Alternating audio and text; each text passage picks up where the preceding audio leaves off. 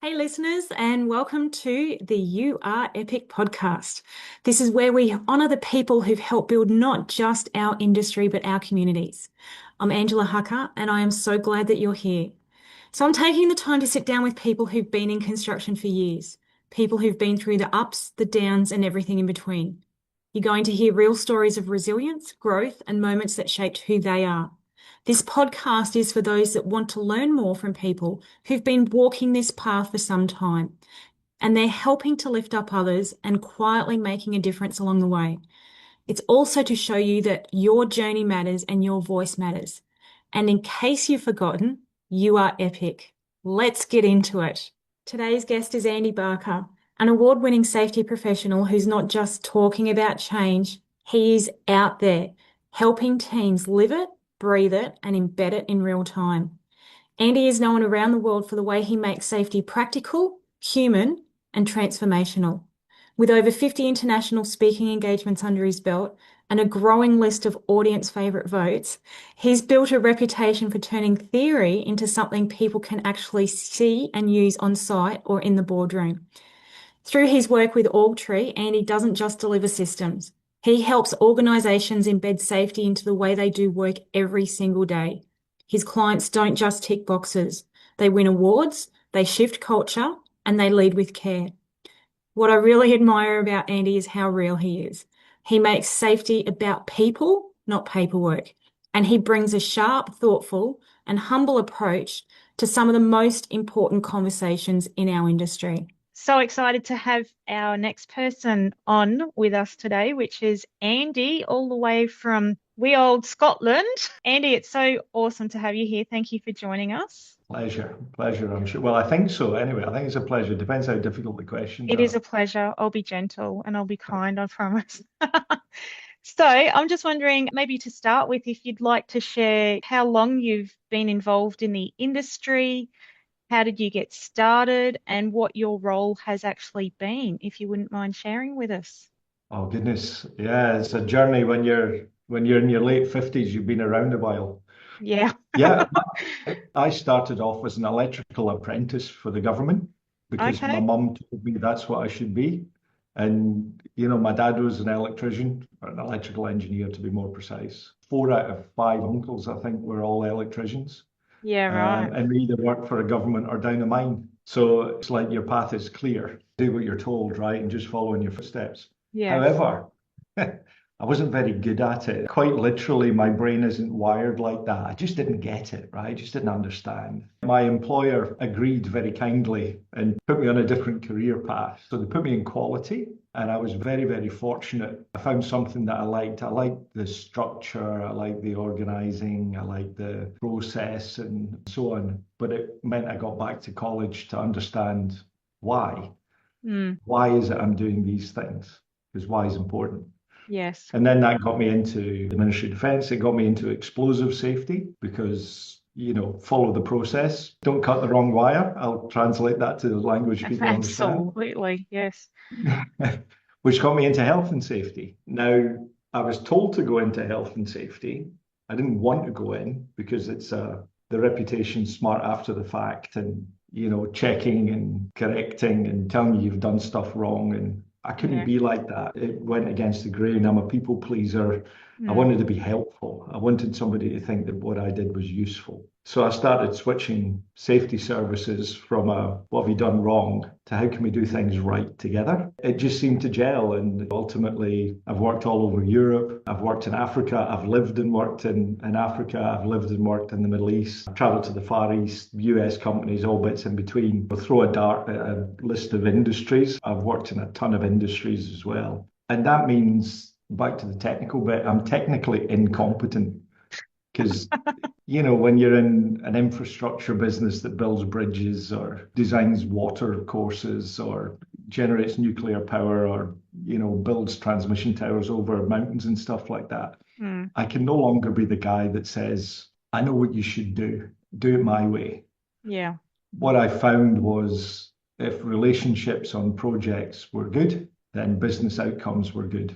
Mm. And that included safety. And where we had bad safety issues, we actually had bad relationships on site as well. Interesting. So I found that and my desire to be helpful, if I got helpful relationships going in projects, leadership level down, listening to each other, understanding each other, adapting to each other's needs, what you ended up with better business performance. So my claims to fame are turning around businesses with bad safety performance, fix the relationships, you get more profit, you get more productivity, and safety improves as an indirect byproduct of running a good business. Would you call that coming from a human-centric aspect?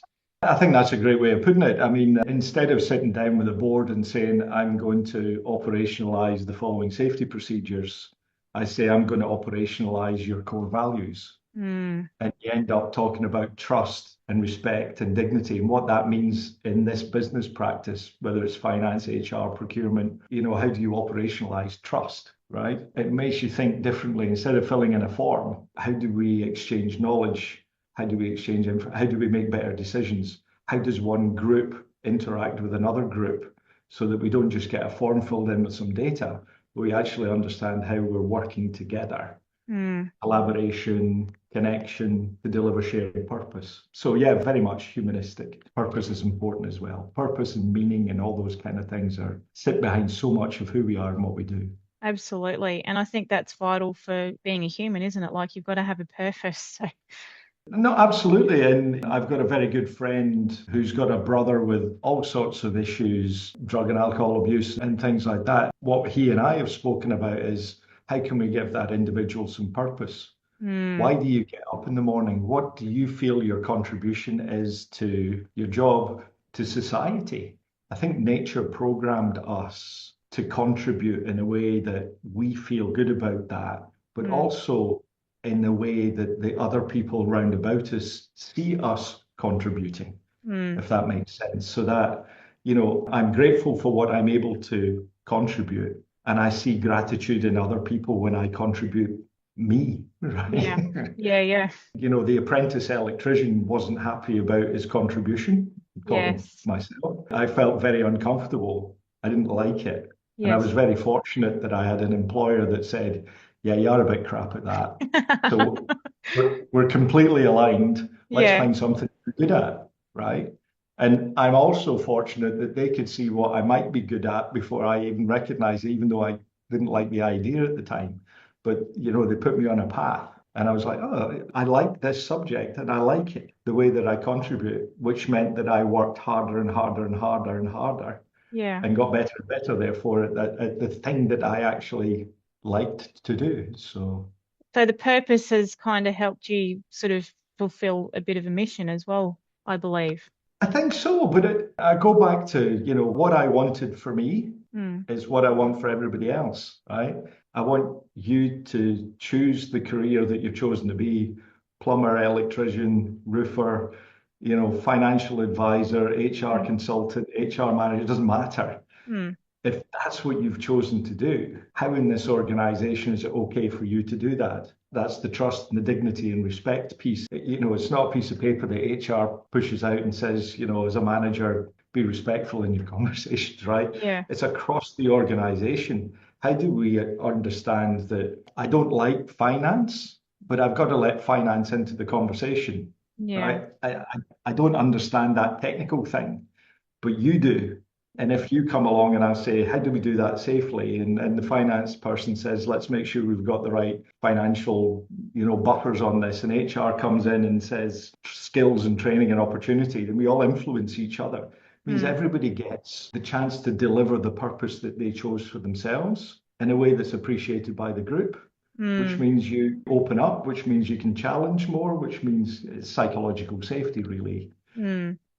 And in that environment, you just make better decisions Yeah. and you feel good about it.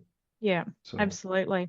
And I know you've got an awesome case study, let's say, about where you've kind of broken down those silos of, like finance and HR and executives and safety and all the different business units essentially within a company, that you've got a really good case study where you've been in and you've been able to like significantly shift the dial and turn it around and use that human centric approach. Would you like to share a little bit more about what that was?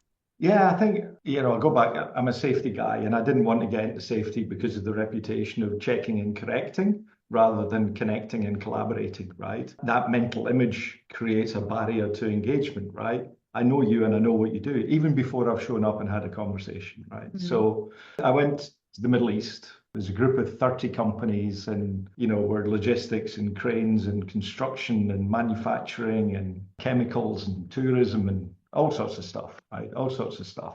Back to your human-centric approach and my inability technically to help you with your circumstances. I'm not going to go into the reputation in the Middle East for, how we treat workforce. By and large, the workforce are a commodity, right? We need 100 electricians, 25 welders, 35 joint, whatever. Literally just numbers. And they're difficult industries to work in. They're hazardous industries to work Mm. in. Employees get careless. Accidents are inevitable. If we have a fatal accident, we put a check in the coffin and we send them home. Right? There's no real legislation, right? In quite a lot of the Middle East countries, the police will show up if somebody dies, but they're interested if you threw them off a structure or, somebody stabbed them rather than because it's an accident, right? It Mm. was an accident. It's construction. These people understand the risks when they work there. Mm. So you couple that narrative with the narrative of safety as a cost, it doesn't really add any value. And if I add up all the checks and the coffins that I send home, I don't even get to the HSE budget for salary. So even if you stopped all of these people dying, you're still not turning a profit. So two very powerful narratives. Mm.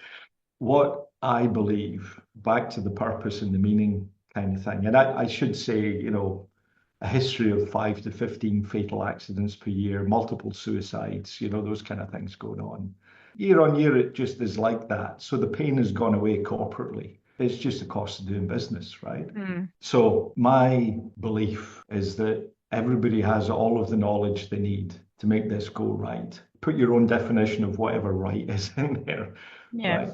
If only we trusted each other and saw the value in each other enough to have that conversation. Mm. So I asked a very unqualified bunch of safety people, 80%, I think, of the department, 700, 800 people, between 60 and 80% had 0 to 3 years experience. 60, 70%, I can't remember the exact numbers, had an entry level qualification. So Wow. our ability to understand our profession, the experience that we could bring to bear, pretty low. Yeah. People running manufacturing organizations, logistics, crane hire, construction, that's where the money is. So Mm. you've got, 20, 30, 40-year experienced people. You can't have an argument when you're just out of school with somebody like that. So what can we do? So I asked the safety guys, the problems that we face.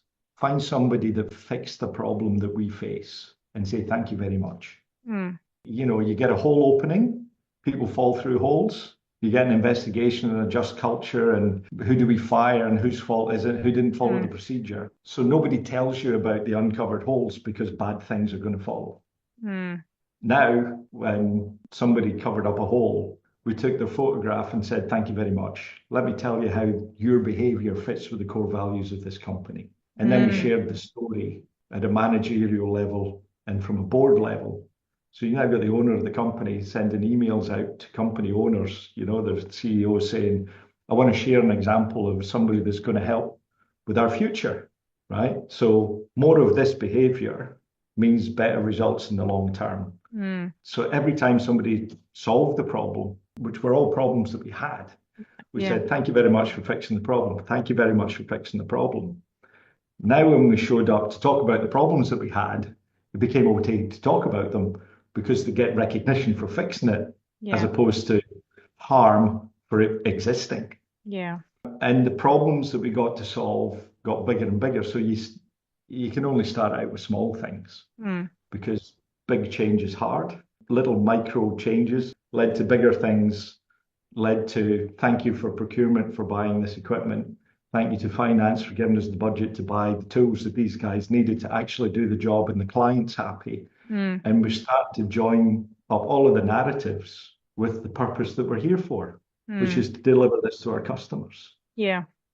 So finance gets to do their job, HR gets to do their job, engineering gets to procurement, safety get to facilitate more than do, but facilitate the job. And it's all very much around your contribution is appreciated and valued.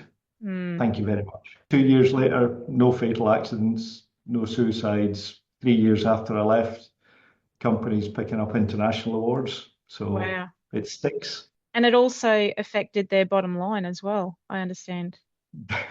First conversation I had on day one with the CFO was, there's no way you're ever going to make a profit. I felt very uncomfortable, and the guy was deliberately making me feel uncomfortable, right? Yeah. You shouldn't exist. And if I had a chance to hire, I wouldn't have. When I resigned, the conversation was with the CFO, first person that called me CFO. And I'm back up a little bit. I've got my stories out of sync a little bit. So the CFO called me because he'd seen the cost of new equipment. He'd seen travel costs because I was flying expensive people in to start up meetings for projects in a foreign country, right? And everybody was like, yay, road trip, right? But there's a cost to that. Yeah. And he'd seen investment going in and Mm. decided to run the numbers to prove that Andy's inappropriate influence is costing us money. Mm. And he ran the numbers and called me to say, I was going to send this to the CEO and let him know you need to get fired because you're costing too much money. But we ran the numbers on one project. It was a small project, $6.8 million dollars US. And he said, when we ran the numbers, it turns out that we made $2.8 million dollars more profit on that smaller project. And by the way, What? they wrote off all the investment on that one project, which means that the equipment that we had, the skills, the Jeez. training, the additional costs were just straight into the bottom line on the next project and the next project and the next project. And all it was like engineer something for the client, but we couldn't build it. So we needed to get specialist equipment in for this. We had a specification for access that we couldn't get our equipment. So we got the client to change the specification so we could get our equipment in. As soon as you can get the right construction equipment in to build your Mm. construction thing and it's built for construction, Mm. instead of 90 days, it took 30. Mm. And that just builds on to the next project, the next project, the next project, right? We didn't break it every time we tried to build it because we were trying to shoehorn something that didn't work. Yeah. That's an engineering conversation. It's an HR conversation. It's a procurement conversation. Yeah. It just so happened that safety facilitated the outcome. And the issues that were engineering, procurement, and HR related were causing fatal accidents in the business. But there were also productivity, there were also profitability. And so I'm rambling now. I hope that makes sense. No, no, Yeah, no. it's a huge number. But to have, what's that? Almost a 30% profit on a Yeah, project that's only small, purely yeah. because people were engaged, they aligned with the purpose and the mission, and they're appreciated and they're valued, and they're kind of really they're empowered as well, aren't they? No, absolutely. And I go back to at all levels of the business, right? Particular example I'm talking about, we built transmission towers over mountains. Mm. And the client wrote a specification that said, once this is built, we need to be able to drive a 4x4 vehicle up the mountain to do Mm. inspection and maintenance, right? Mm-hmm. So, picture goats, and then Mm. we build a road up it, and then we build a transmission tower, Yeah. right?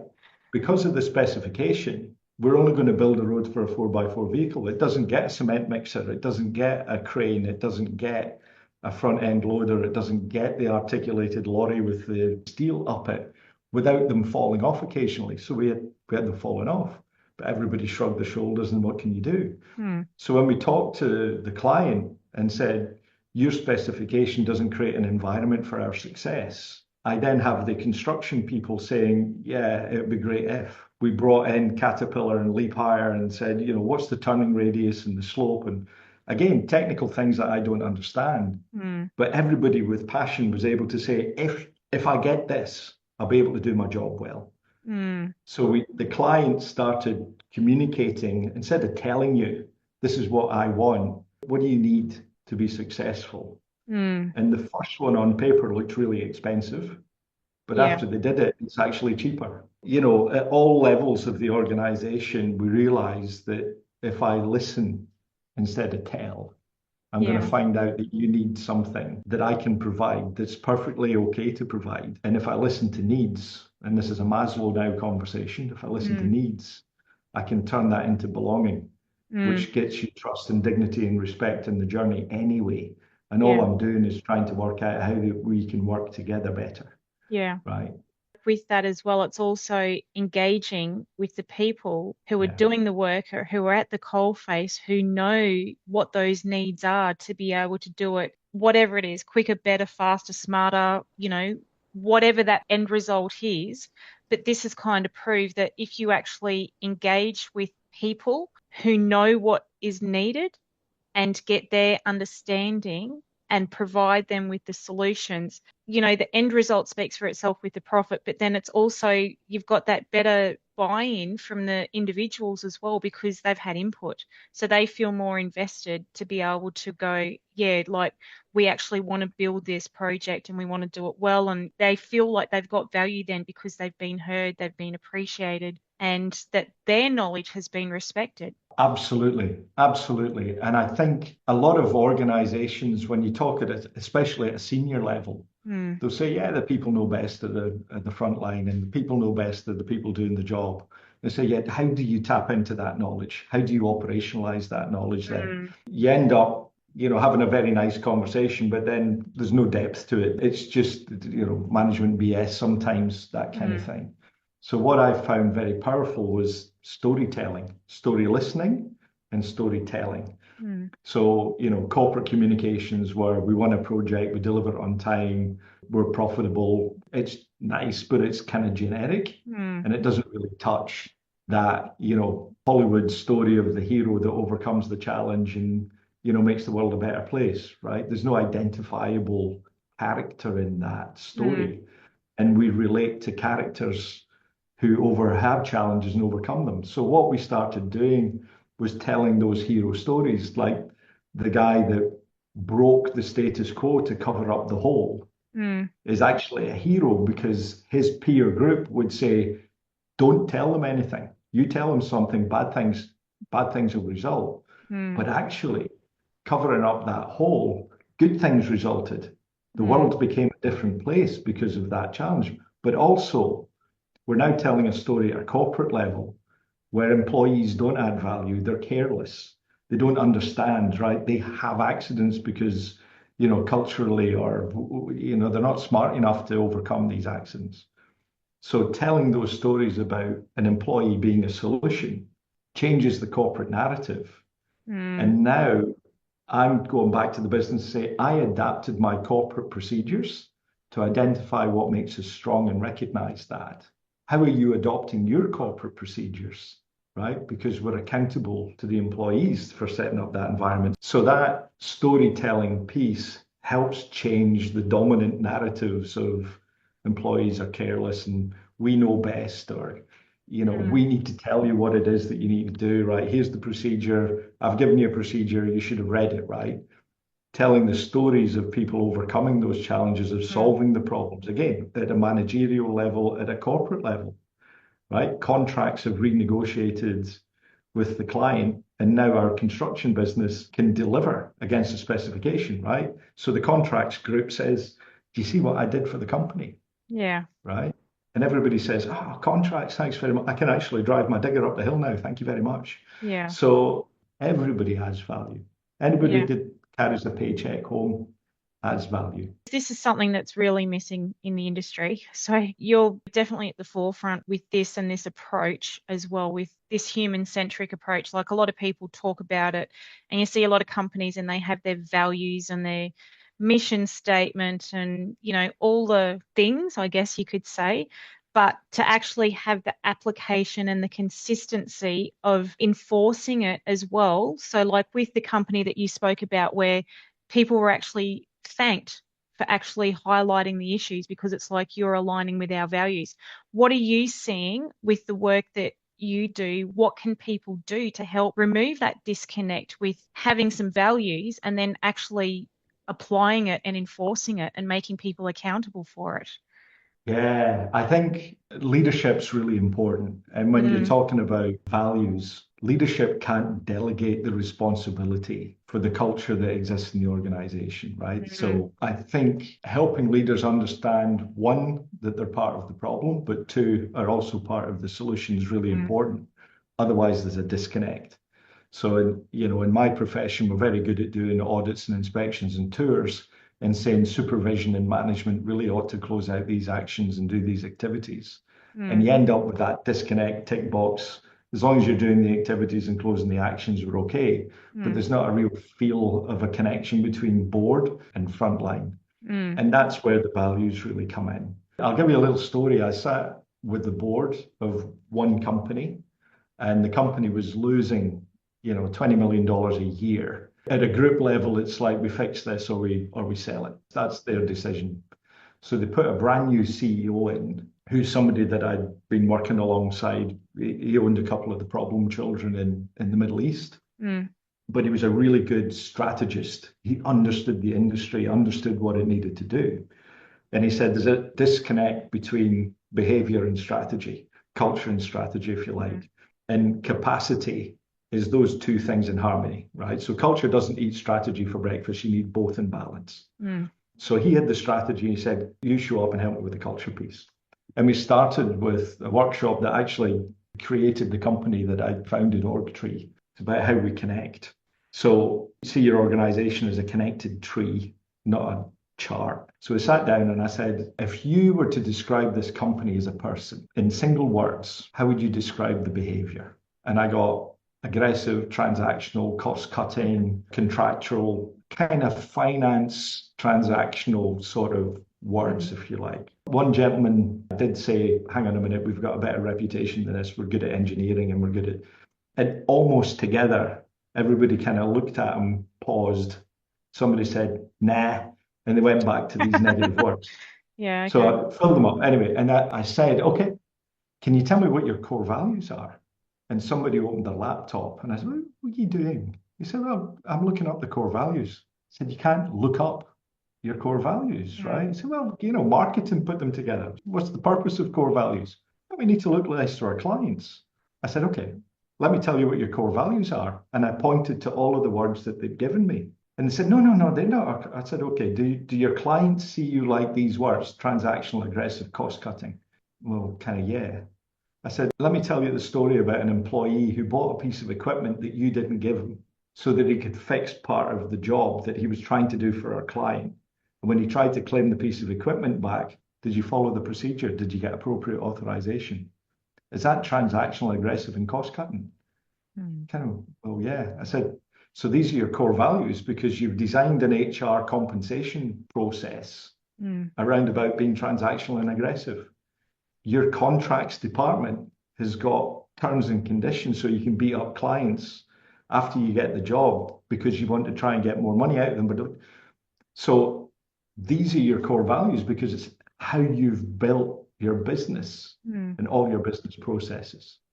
So if it was trust and it was dignity and it was courage and it was respect and it was excellence, how would that translate for HR, for finance, for safety, for procurement, for contracts, and so on and so forth? Once the board realized my reputation are these words, my departments operate in these words, the employee turnover, the accident rates, the client dissatisfaction comes from things that I am driving in this company. We started realizing that you've got skin in the game. How do you want to do this different? So great strategy. And that was really important. We needed a good strategy, but we had the heads in a place where they were willing to deliver it. So year one was a 750K loss. Year two, 350K profit. And we got rid of accidents in year two as well because they had some. And so that was going from a $20 million loss. Yeah, and a couple of years running $20 million. I didn't have any history beyond that, but I was told 2 years running $20 million loss, right? We're ready to give up and sell. So there you go. Capacity is culture plus strategy. You need them both in alignment and working. So culture plus strategy. So how would you describe like that strategy looks like for companies? So the strategy in that context would be, have we got the right clients? Are we operating in the right industry? What business streams are we in? So facilities management in hospitals versus, so they had a business strategy that made sense in terms of market share, in terms of skills and abilities. There's a little exercise that I run on social purpose. It doesn't matter where in the world you are, we kind of answer this the same sort of way. Mm. So if I give you a list of 20 professions, right? We'll pick electrician for obvious reasons. Mm. So electrician, engineer, plumber, Yeah. roofer, nurse, doctor, teacher, lawyer, investment banker, so on and so forth. Yes. If I then ask you, which of those professions do you admire most? Who would you put at the top of your list, do you think? Generally, most people would put lawyer. Oh, some cultural difference. That's interesting, right? Give me another couple. Well, and then it'd be a doctor and a Right. nurse. Yeah. Yeah. So there are certain cultural differences. So if you're in the US, military, police, fire Mm. brigade all feature very highly. If you're in Africa, military, police, they're pretty down the list, right? Mm. And you can probably see why. I think there's quite a litigious society in Australia, so I get the lawyer piece there, right? But what we tend to do is we look at professions and say, if you selflessly help the tribe and the tribe's purpose, get fed, safe and healthy, all that kind of stuff. If Mm. I observe you selflessly helping, dedicating your life, finding a purpose that helps society, then I admire you more than I think the people who I perceive to selfishly take from society. Mm. So we tend to think of investment bankers, Wall Street, that kind Mm. of thing, Mm. differently from doctors, nurses, educators, and engineers. Mm. So if you sit in a company, and this is the vision values piece, what is your social purpose? So a mining company that I worked with, their purpose was to be the best producer of nickel. I said, okay, how does that inspire your organization? Be the Mm. best. They had lots of competitive behaviors, actually. Interesting, be the best. Okay. And I said, well, if you were to have a social purpose, what would that be? And they ended up with, a lot of their metal goes into batteries, and Mm. batteries are helping with the transition to green energy. Mm. So they said, our product helps with the transition to green energy, and we invest back in our local community in terms of education and so on and so forth. Now, when you sit around the dinner table with your family, Mm. you've got a different story to tell them, Yes. and it's one a bit more about social contribution. Mm. So I think I didn't answer your question particularly well, but if you sit at the top of the company, okay, market share and da da da da, but what is it that you're giving to society that will Mm. motivate your employees, and how do they feel that that contribution lines up with that purpose? Mm. And when you get HR and finance and procurement understanding their connection with I help you and together we do this, Mm. that needs to form the cultural strategy, which is I see you and your contribution, right? I hear you, I adapt so that we can work together. Mm. Whilst you've got that core, we actually need to have a business running.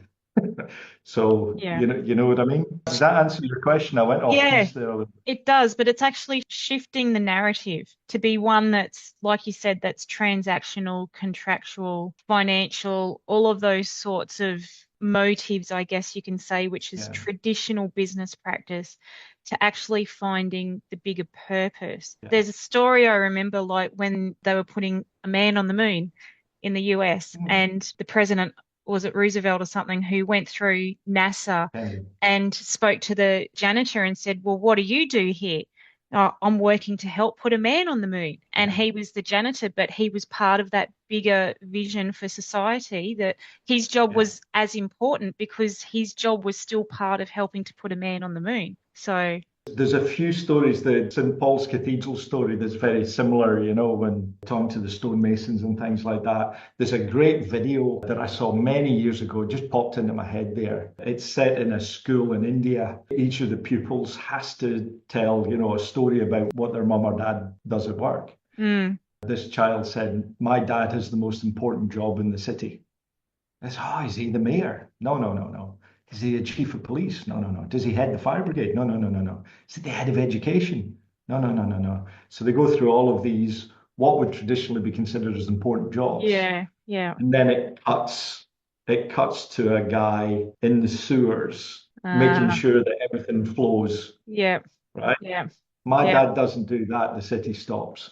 Yeah. It was actually a charity. I think it was a charity video trying to understand, the poverty and things like that people do. It's a surprise, right? You don't expect to see that. Like we said earlier on, the janitor, everybody, anybody that gets paid adds value to the organization, Yeah. contributes to the organization, is necessary. Yeah. And dignity and respect and trust is seeing that value. And I think a lot of the success that I've had is that changing the narratives, changing the Mm. stories, telling the stories of people that are trying hard to contribute, but the organization has put challenges in their way. Mm. This is how we overcome the challenges. Yes. And where we start adapting as an organization to enable you to, I didn't realize I put that challenge in your way. Let me take it away. Let me Mm. take that away. It Yeah. starts switching the accountability. Yes. Instead of being accountable upwards to your boss for, a goals conversation that you had a year ago, Mm. we're accountable to the employees for the services that we provide that enable them to be successful. Yeah. But it's an intrinsic accountability rather than I've written something down. I think that's important as well. You need to feel that your contribution in setting other people up for success that connects with purpose Yes. has meaning to me. And then the discretionary effort of the joiner, of the The janitor, janitor. right? Yes. The janitor, right? You've got that intrinsic motivation because I'm part of something that's bigger than That's me, and I'm very bigger. proud of that. Mm. And, a lot of companies chase discretionary effort, but they don't know what that means. Mm. I've gone around organizations and said, who would do a favor for you if you asked?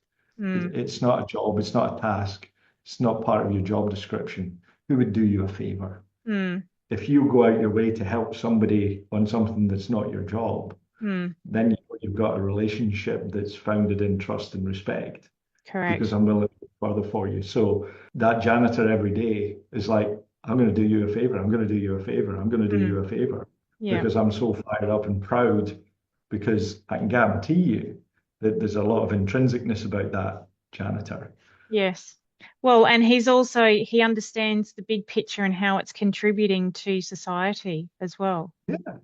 Yeah, and putting the man on the moon, they said, was about inspiring a country because of Correct. a success, because of an achievement, because Yeah. of that unseen, it's Mm. inspirational.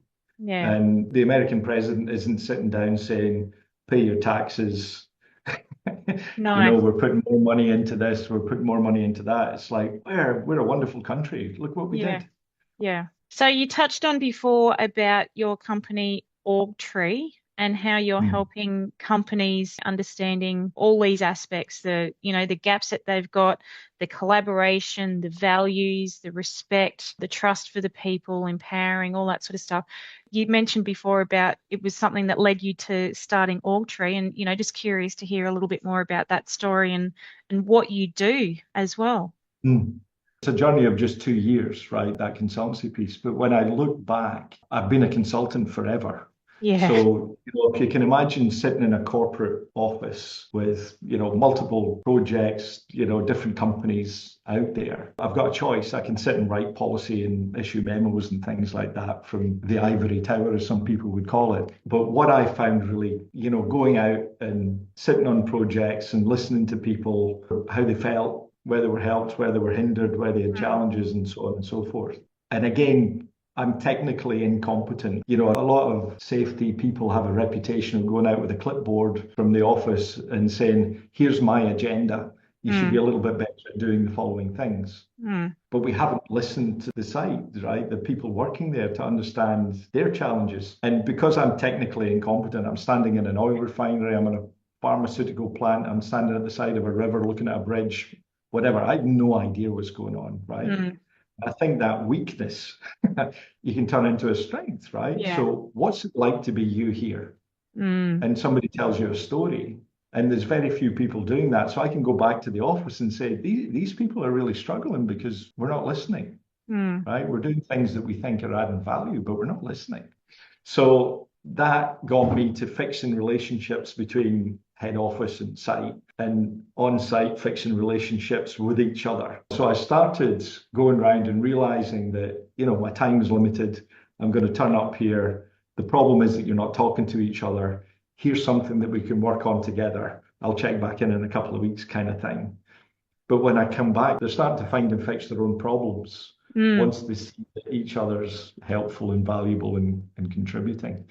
So somebody asked me to speak at a conference, 2018, I think it was. I got asked to speak at a conference. You know, my ego said yes before my practical mind realized that there was a responsibility to actually deliver something, Yeah, right, yeah. to the audience. So my first conference was in Malaysia, and I stood up in front of 1,000 people, and Wow. I was terrified. I was terrified. Yeah. I told them, I'm going to give you a case study. I'm going to tell you what I did to practically do something. And I'm going to tell you what changed as a result of that and how I know Mm. that it had changed. And it seemed to work. And I got invited back, and then I got a keynote, then another conference organization picked me up. And it's only at this point that I realized maybe I've got something to say, Yeah. right? And you know, maybe somebody's interested in the fact that I took a company, group of 30 companies killing 5 to 15 people a year to zero in 2 years and put Mm. profit in the bottom line. Apparently, Mm. that's a story that people want to hear, Yeah, right? yeah, it is. So a consultancy picked me up and said, you know, we're largely a training company. We want to be a consultant. How do we do that? And I started with the, well, if you adjust your business processes like that, if you understand purpose like this, if you understand how to listen, if you change this bit here, which is more, I'm going to help you in your context, fix the problems that you have, but I'm going to make it sure that it's systemic and you've got the strategy and culture together. But instead of asking for training, they said, you know, we've got $20,000 with you on training. I turned that to $150,000 and $250,000 worth of Wow. work. But that's what the client valued, right? That's Mm. what they actually want. They, you know, there's a lot of companies out there that will do training, and it's that, you know, creating awareness of a problem, thinking that you've solved it, or Mm. management saying, well, we put people on a training course. What I was actually offering is here at the board, think like this and listen like that. Here at the workforce, use that to adapt and listen instead of. And then communications, here's the stories of the struggle that we're overcoming and who's helping. And Mm. started just connecting the organization together. That company that I worked with, they actually went bust 2 years ago. And I thought, you know what, I'm gonna give this a go myself. Yeah. At which point you find out that sales and marketing and flyers and you know business stuff isn't just about having a good idea. Yes. It's kind Yeah, of yeah. hard. Yes. But yeah, so that did that answer your question? It did. And OrgTree, like you touched on it before about how Hmm. you came up with that name. So when I went to talk to people and said, how does the organization work? They showed me a chart, right? Here's the org chart. And there's something inorganic about that. There's something, Mm. you know, we don't like being put in boxes, and it doesn't reflect the way that we work. It puts us by definition into silos, right? Mm. And I understand the structure, and you know, if I need to talk to somebody in HR, then I look at the org chart to Mm. find out who that is. But I wanted something that, how do I reflect how it is that we work together? And I said it's a tree. So if you picture a tree, you can see the root system. Mm. What's the roots of our behavior? So if I Mm. go back to that example that I talked about earlier Mm. on, when I said to the company, tell me how you behave, right? Yeah. Describe that. And I got transactional and aggressive. That's at the roots of this organization. Mm. The roots are fed by those words. The roots are fed by those intentions. Mm. And it goes up through the boughs, through the branches. And when I pick a piece of fruit off the tree that's Mm. supposed to taste like social purpose, Yeah. it actually, if I ask the client to describe you, when they bite that fruit, when we deliver fruit to them, it's transactional and aggressive, which is Mm. exactly the roots that we fed the organization. Mm. So if I was to put trust in there, if I was to put respect in there, right, then the services that connects us all, and by the way, the fruit, the leaves, the branches, the twigs, the everything, they're all connected. Yes. We're all trying to deliver fruitful relationships to deliver fruitful purpose, right? Mm. And you know, you can mess about with it, you can color code it. If I put finance in there as a great big influence and color code where that reaches in the organ or HR or whatever, you start to visualize the influences that we have with words and purpose, and you know, if one part is overly dominant from another kind of thing. Yeah. So I don't see us as an org chart. I see us as a connected org tree. Yeah. I love that. Awesome. And it's so true because we are all connected because you can't deliver an outcome without everyone being on the same page. To me, I liken it to a football team. Like we're all on a football team. We just all play different positions, but we've all got the same goal, which is to get the football up to the other end and through the goalposts. Very true. And behind the scenes, you've got the coaches, you've got the physiotherapists, you've got the Correct. dietitians, you've got the manager, you've got the defense coach, you've got the offense coach, you've got the people that teach you how to do a free Yeah. kick. Yeah. You've got, people that produce the flyers. You've got somebody that's selling tickets, Yeah. right? If you didn't have somebody on the turnstiles letting people in you've got no Correct. supporters, right? The whole organization needs to understand how it fits together, right? I'm a Formula One fan. It's really interesting. There's a couple of YouTube videos about Toto Wolff, Okay. and Yes. he said his journey with Mercedes, he showed up and he walked into the reception of Mercedes. He's not the leader of the business. And he said there's out-of-date magazines in the reception desk. There's, out-of-date posters. There was lots of bits that said to him, we're not a professional organization in every aspect. Mm. And people are motivated to innovative, creative, Mm. discretionary effort, do favors, right? Mm. Not my job to make sure the magazines are in date. So he sat in that organization and said, every part adds value. And if one part isn't working, that's on me. That's on me. This is a leadership issue because I didn't set you up for success. Right. So Mm. I'm sitting watching this guy going, one, I'm a Mercedes-Benz fan. Well, I'm going to be a Ferrari fan because Lewis Hamilton's now 44 Ferrari, right? But anyway, I'm looking at this guy who leads the team who won unprecedented, back-to-back world championships. How did you achieve that? Yeah. Because I made everybody's contribution valuable, and Yeah. everybody's contribution is valuable. And by the way, if it doesn't work out, it's not your fault because I didn't Mm. set you up for success. Let's figure Mm. out how I can learn how to give you what you need to be successful. They went with a new concept. It didn't work out. Mercedes showed up with a car that wasn't working, and they put a technical guy. They'd promoted him and put him in a position to be like engineering director or something like that over everything. And they said, you know what? We give you a job that it's on us, right? Mm. But that isn't the job for you. So they promoted him and put him in another role and brought a different guy in. You look at Alpine, I'm sorry for the Formula One references. You look at Alpine, they keep firing the manager and they keep firing people. There's no stability in the team, there's no structure, there's no organizing. There's like, if you don't perform, you're fired, right? Mm. So that's whereas Mercedes-Benz are like, if you don't perform, that's our fault. How can we learn from that? You see high trust organizations, high trust countries Mm. outperform low trust countries, low trust Mm. organizations.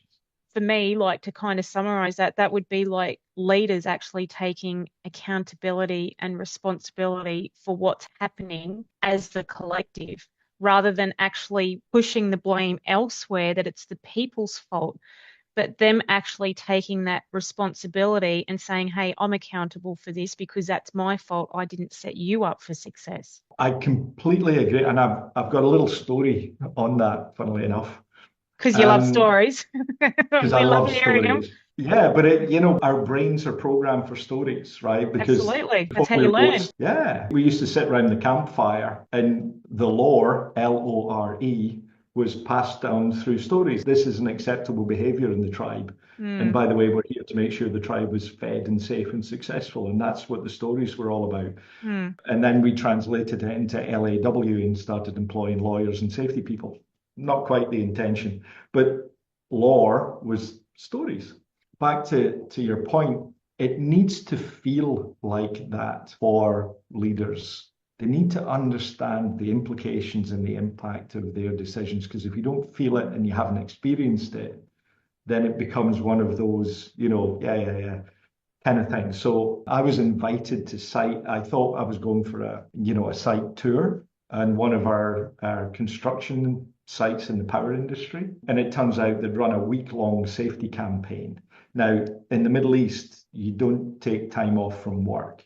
Mm. You work. Mm. So us taking time out in the working day to run a safety campaign was something that just didn't happen. Didn't Right? happen. It just Mm. didn't happen.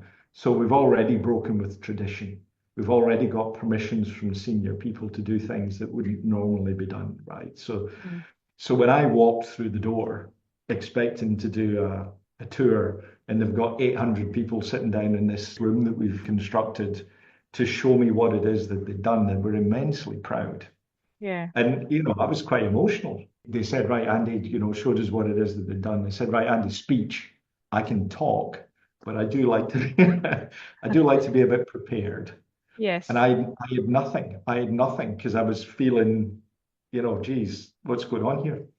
So anyway, I said, look, I'm going to give you my definition of leadership. And I'm cheating because this is actually Paul O'Neill, but we'll come back to that if you want. But I Yeah. said, if you do not have what you need to do your job, there is nobody in this organization to blame but me.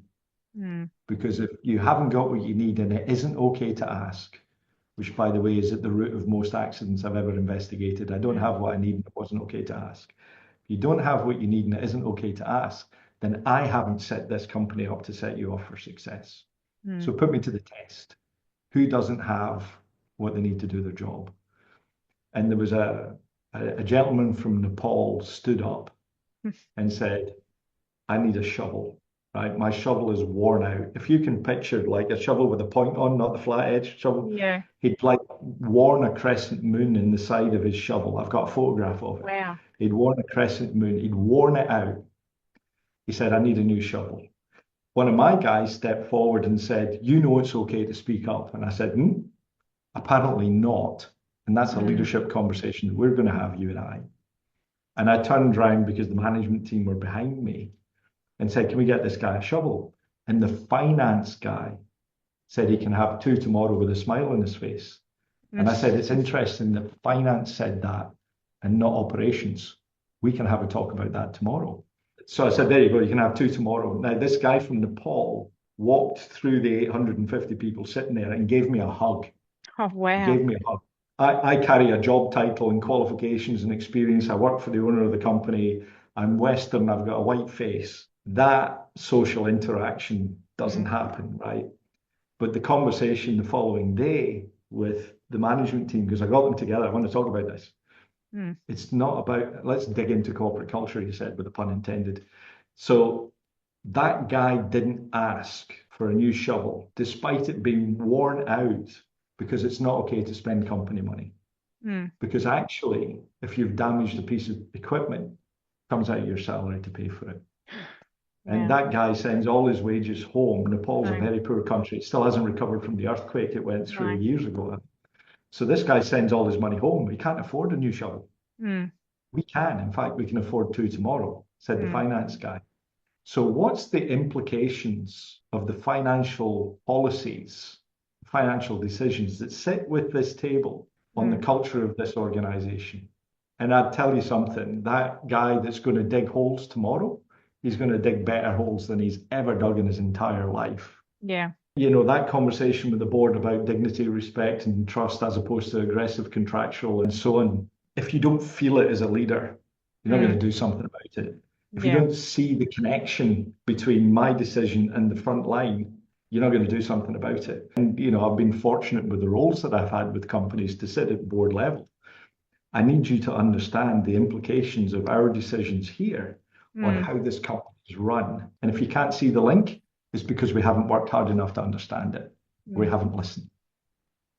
If there was like three quick tips that you could say, these are some low-hanging fruit that leaders can do to help make a difference without any big strategies, policies, whatever it is, what would be three quick things that leaders could do to help address that low-hanging fruit to start shifting the dial? I can change if I can change how you think, I can change how you behave. And there's a few social experiments that I help leaders do that are very humanistic in their approach, but get them to talk to people that they wouldn't normally do. It's part of my 5 steps to psychological safety because a lot of people say in an environment of trust and psychological safety, this is what it looks like. And when you haven't got it, this is what it looks like, but very few help you with the bridge, right? How do I go from there to there? So one of the first things, and it's a lovely little thing, as a leader, it's a random act of kindness. It's gratitude. I want you to leave your office and go to a department that you wouldn't normally talk to, a part of the business you wouldn't normally be in, and find somebody and say thank you just for doing their job. Not above and beyond, not, we don't want competitive behaviors. We want it to be okay for you to be you and do what you do. So just go out and say thank you, but take a selfie and write a paragraph and we'll post it on our social media site. About 6 months ago, I got a photograph on LinkedIn that somebody took with me 5 years ago to say, hey, Andy, I found this. Do you remember when you said thank you to me? Yeah, wow. That 5 minutes lasts an awful long time. Yeah. And you saying thank you makes you feel good. And it makes that person feel good. But anybody that witnesses it feels good also. Reading the story makes you feel good. But it humanizes people as well. Yeah. It's easy, to say thank you just for being you. Keep it going, get other people to do it. So you can run little campaigns, as I've done as well, round about it. To be more strategic, you can connect it with observation programs or whatever as well. The next thing I would suggest is, as a leader, say to your team, I want you to go to a different department and ask them, have you got a problem that I can help you with? Because that means that you need to ask, well, you don't know what's coming back. You're out of control. There's social risk involved. But people are going to ask you for help based on your relationship. So there's not that much at risk. But what it does is it starts that very human process of being helpful. And instead of you pushing your agenda, you're actually listening to mine and you're being helpful. And that changes relationships. And again, go back. And when you go back to the leader, you need to be able to tell a story. Tell me how you were helpful. Tell me how you were helpful. And if the leader doesn't like the story or you haven't gone far enough, or you didn't do something about it, you ought to feel a little bit uncomfortable. Yeah. But what we're doing, again, somebody you don't normally work alongside, a different department, what you're doing is starting to break down the silos and the barriers in a helpful and constructive way, in a listening sort of way. Back to storytelling. If the leader sucks up some of these helpful stories and then goes to the communication team or however it is you want to do it, and then start telling individual stories about being helpful in the context of your company core values, in the context of purpose, then you've got a character, an identifiable behavior, and ultimately a sense of you belong here if you exhibit this kind of behavior. So whatever your values are, trust, respect, dignity, whatever, if you can soak up some of those stories as a leader and then with your name attached to it, say, I want to express my gratitude to the following individuals for the following kind of stories in the context of vision, values, and so on, then you've got especially if there's a challenge to overcome or whatever, you've got a mini hero story there. So love it. Thank you so much. So just to round it all out, a closing statement, comment, just something to round out everything that we've covered off on, because you've said so much, which is so valuable and really appreciate it. But what would you say is a bit of a closing out for anyone that's listening? So every piece of knowledge already exists in your organization, and everything that you need to know already exists in the collective works that are out there, because I've invented nothing new. I've just relentlessly researched and then stolen things and then used them and applied it. I'll close out with Paul O'Neill because I mentioned him earlier on. He used to be the CEO of Alcoa, and he quintupled the turnover of the organization whilst eradicating accidents, and said at the first shareholder meeting, I'm going to talk about safety, right, as the new CEO, right? So a lot of people went sell, sell, sell, not buy, buy, buy. Yeah. So he said, I've got three things. One, are you treated with dignity and respect in every interaction you have with everyone every day? Two, are you given what you need to contribute to this organization in a way that adds meaning to your life? And three, are you recognized for that contribution by somebody important to you? Everything that I've talked about revolves around those three things. Yes. But in adapting corporate processes to deliver that. Yeah. I love it. Such valuable information. Thank you so much, Andy. I really appreciate your time and the wisdom that you've shared with us. As long as it's helpful, I'm happy. It is, You're very welcome. absolutely. Thank you so much for taking the time to listen to this episode today. I hope this conversation gave you something that you can take with you, whether it be a little bit of insight, inspiration, or maybe just a reminder that you're not alone.